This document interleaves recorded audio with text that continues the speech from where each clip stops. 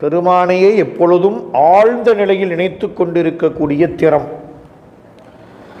அருள்ஞான உணர்வு, எல்லாமே திருவருள் திருவருள் திருவருள் என்று உணரக்கூடிய, அருளினால் உணரக்கூடிய அந்த ஞான உணர்வு. இந்த மூன்றின் காரணமாக அடியவர்கள் மாகேஸ்வரர் ஆகிறார்கள். அடியார்கள் என்ன ஆகிறாங்க? இங்க சொல்றாரு, அந்த உயிருக்குரிய உறுதிப்பாடு நம்ம முதல்ல தெரியணும். என் உயிருக்கு உறுதி சிவபெருமான் தான், மற்றதெல்லாம் உறுதி இல்லாதது. இப்போ உறுதி என்பது எது? என்னுடைய பெருமான் மட்டும்தான் என்னுடைய ஆன்மாவுக்கு உறுதி பொருள், மெய்ப்பொருள். அவன்தான் பற்றுக்கோடு. அந்த உறுதிப்பாடு வந்த பிறகு உள்ளத்தின் கண் ஆழ்ந்த நிலையில் அந்த பெருமானையே எப்பொழுதும் நினைத்து கொண்டிருக்கக்கூடிய ஞான நிலை, சமாதி நிலைன்னு சொல்லுவாங்க. அவன் நினைப்பு எப்பையும் நீங்காம இருக்கிறது. மூணாவது, அந்த அந்த நினைப்பு காரணமாக எல்லா செயல்களும் திருவருள் என்று உணர்வது. இப்படி நிற்கக்கூடிய அந்த நிலைக்கு மாகேஸ்வரர்னு சொல்றார்.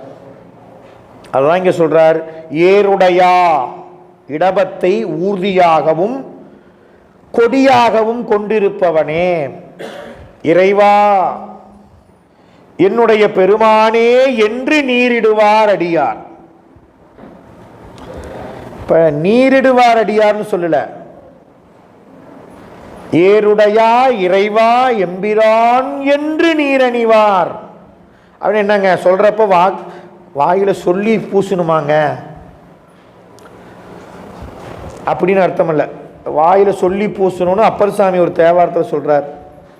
சிவாய நம என்று தருவாய் சிவகதி அப்படின்னார்.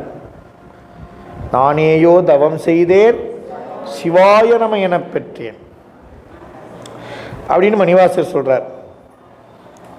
இப்போ இந்த இடத்துல திருமந்திரத்தில் சொல்றாரு, ஏருடையா இறைவா எம்பிரான் என்று நான் எப்பொழுதும் அவனை துதித்து கொண்டே இருக்கக்கூடியவர்கள் அடியார். இப்ப சிவனை எப்போதும் துதித்து அதன் காரணமாக அவனுடைய அருள் வடிவமாகிய திருநீற்றை பூசுபவர்கள். சிவனை எப்பொழுதும் துதித்து அவனுடைய அருள் வடிவமாக இருக்கக்கூடிய திருநீற்றை இடுவார், இட்டுக்கொள்ளுதல். யார்?